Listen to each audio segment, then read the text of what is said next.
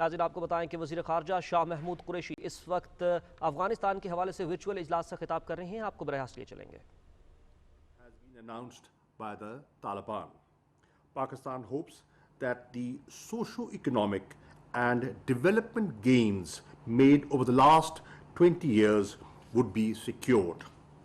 We also believe that only a peaceful and stable Afghanistan will be a credible development and counterterrorism partner for the international community. Moreover, such an end state would only be achieved through more, not less, regional and international engagement on Afghanistan. Pakistan, as an immediate neighbor, cannot afford to disengage. Now, let me turn to the present situation in Afghanistan. Afghanistan sits on the brink of a humanitarian catastrophe. We have all seen the reports of famine, food shortages, and soaring inflation in Afghanistan.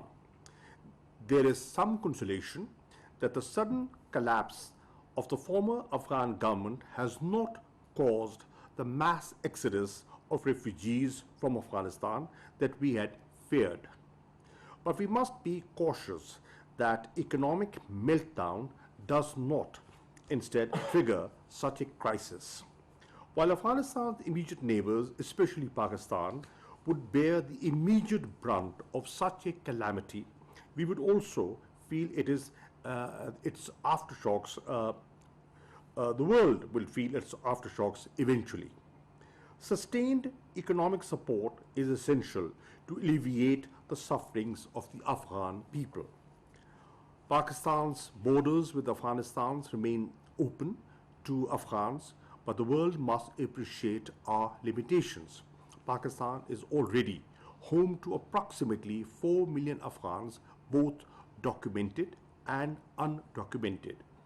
We are a developing country grappling with the COVID-19 pandemic.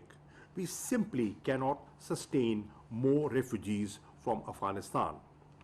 The international community must put the Afghan people first. We have to take care that in denying Afghanistan access to its foreign reserves or international financial institutions, we do not end up adding to the miseries of the long-suffering Afghan people. It is in our collective interest that our actions do not make economic migrants of millions of Afghans who are otherwise content to live in their own country. Ladies and gentlemen, as you know, Pakistan's diplomatic mission in Afghanistan are open and continue to facilitate Afghans who wish to leave Afghanistan.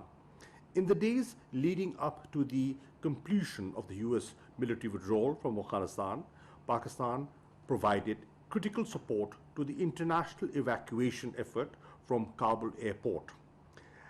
At the request of the United States, we have also made special arrangements for the transit of Afghans who are to be resettled abroad. Pakistan hopes the commitments paid on providing safe passage to Afghans and foreigners who want to travel outside would be honored. Continued operationalization of Kabul airport is vital. This would be helpful in relieving some of the pressure on our border crossings. Finally, we're also conscious that this meeting is taking place days before the 20th anniversary of September 11 attacks. This is a grim reminder of our shared and core interest in Afghanistan counterterrorism. Perhaps no country has a greater stake in ensuring that Afghanistan never again becomes a sanctuary for terrorist groups than Pakistan. Since 2001, fighting the war against terrorism has taken over 80,000 Pakistani casualties and caused direct losses of over at least $150 billion to our economy. We have paid dearly in blood and in treasures. For clearing our former tribal areas of militant groups. But these gains are tenuous, as the recent surge in terrorist attacks against Pakistan by Afghanistan-based terrorist groups proves.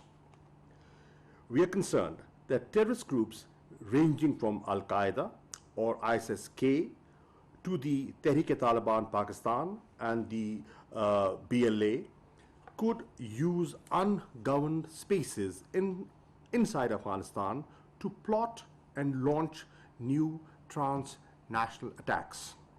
This brings me back to the importance of a strong and stable government in Afghanistan. Only such a government would be able to establish its writ over Afghanistan and work effectively with the international community to deny space to terrorist groups that want to harm our countries. Thus, we must never allow creation of a political vacuum in Afghanistan leading to insecurity and instability. Sustained international engagement with Afghanistan thus remains the best counterterrorism investment for all of us. Any other outcome would only produce an Afghanistan that is internally unstable and externally destabilizing. We are certain that the international community does not desire that end. I thank you.